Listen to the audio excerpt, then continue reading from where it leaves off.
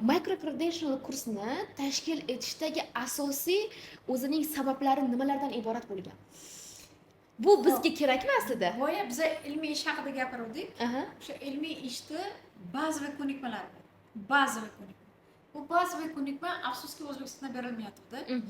Bizlar buni 3 ta davlat, Italiya, Polsha, Finlandiya olimlari bilan, bu olimlar kimlar desangiz, bu olimlar ta'limni sifatini ta'minlovchi olimlar.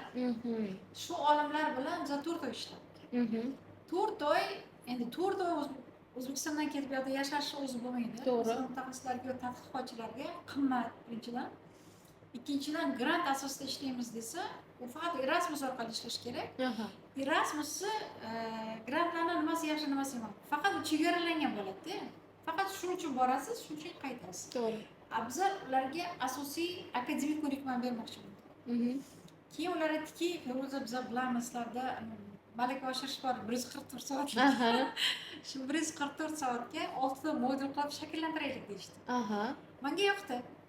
4 ta modul O'zbekistonda, 6 ta modul bu yerda. Shundan 2 ta modulni mustaqil ravishda qiladi. Bu yerda yoki u yerda.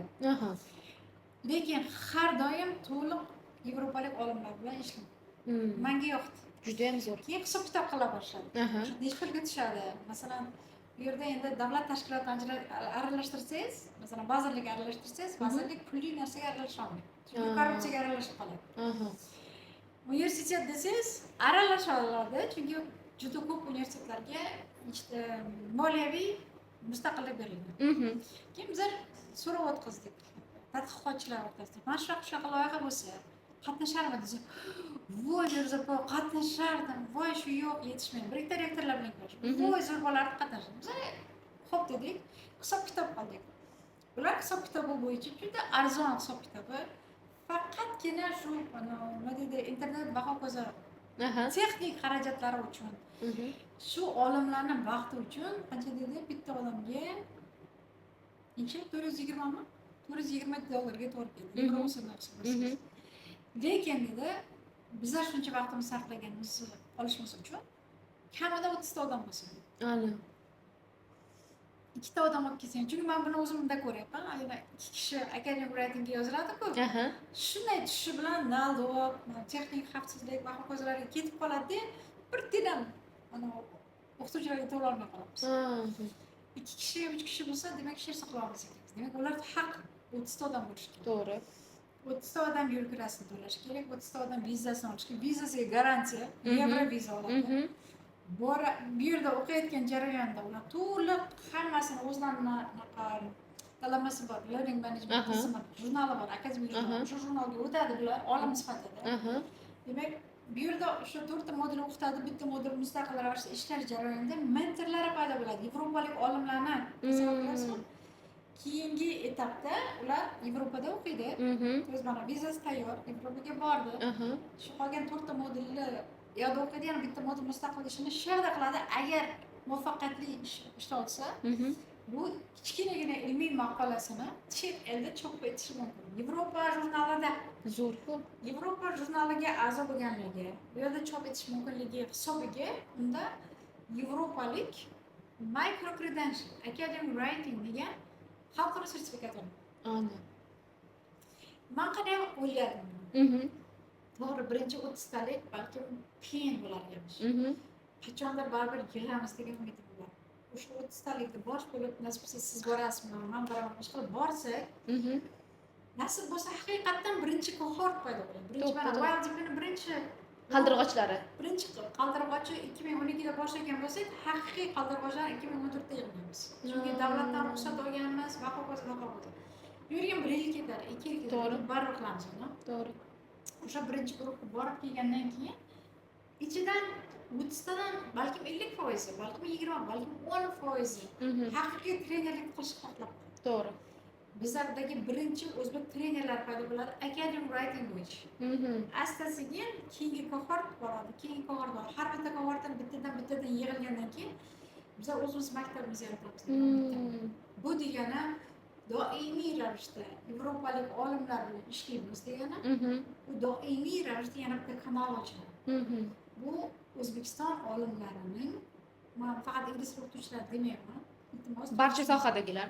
xohlagan sohangizda birinchi academic writing o'shani borib kelsa, Mhm.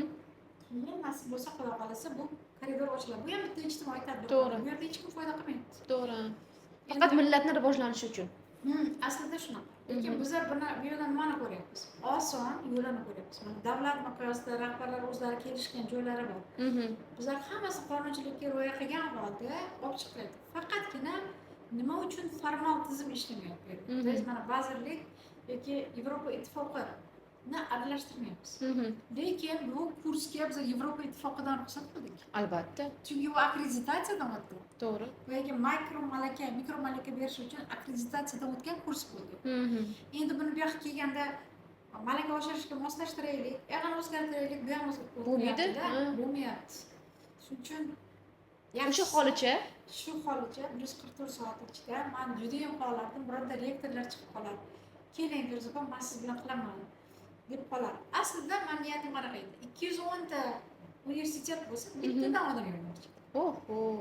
Tasavvur qilasizmi, 200 ta treneringiz bo'lsa, 200 tadan ichida 20 tasi qolsa, Rivojlanish tezroq bo'ladi. 20 tasi boshqa universitetlar uchun ishlaydi. Shunda tezroq. To'g'ri, to'g'ri. Endi nasib bo'lsa xudo xohlasa. Men ishonaman bo'lishini. Aynan mana shu hozir aytib o'tdingiz-ku, 210 ta universitetdan bittadan olib ketishimiz mumkin. Yana bir narsani eshitdim. To'g'ri. Bitta universitetdan 30 tasi ham chiqishi mumkin. To'g'ri.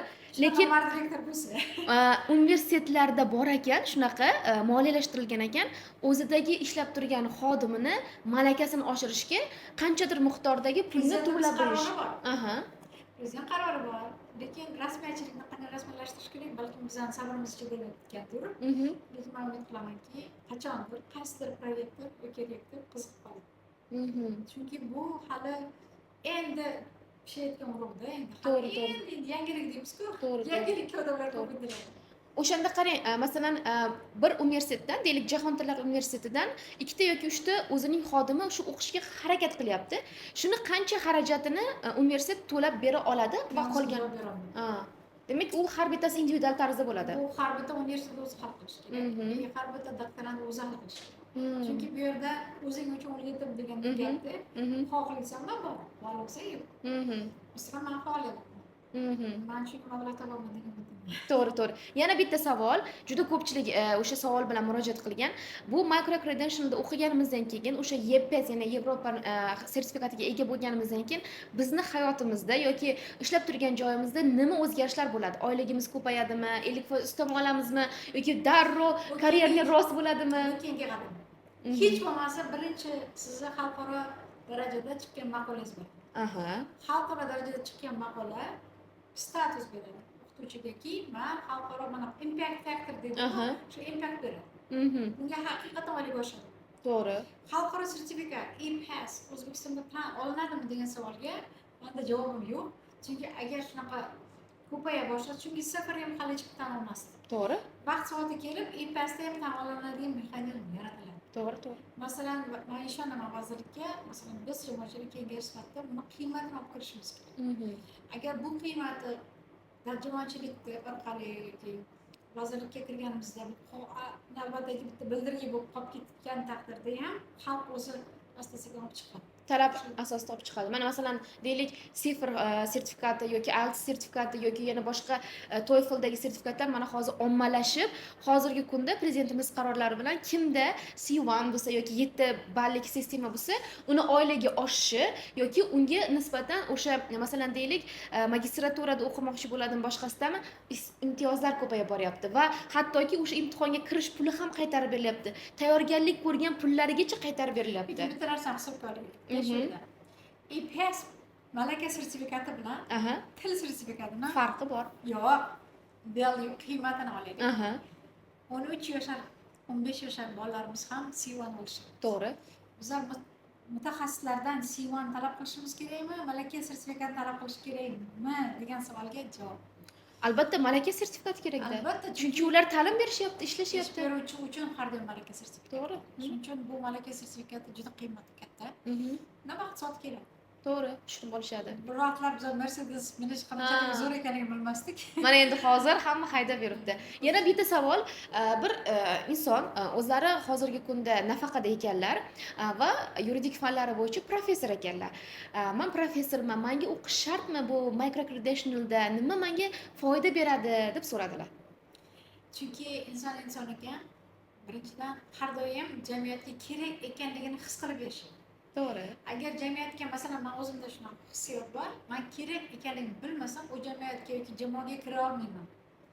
Xuddi shunday bu akamiz ham professor bo'lsalar ham o'zlarining ustlarida ishlasalar professor sifatida tan olinib borganlar. Masalan, bugun mana professor Jeff degan odam bor ekan, dunyo bo'yicha haqiqatan million marta tan olingan professor. Garvard universitetini bitirgan iqtisodchi. Butun dunyo tan oladi. Nima uchun shunchalik butun dunyo tan oladigan professorlar bor? Bizlarda O'zbekistonda kim bor shunaqa desangiz, men Alisher aka Fayzullayevni aytishman.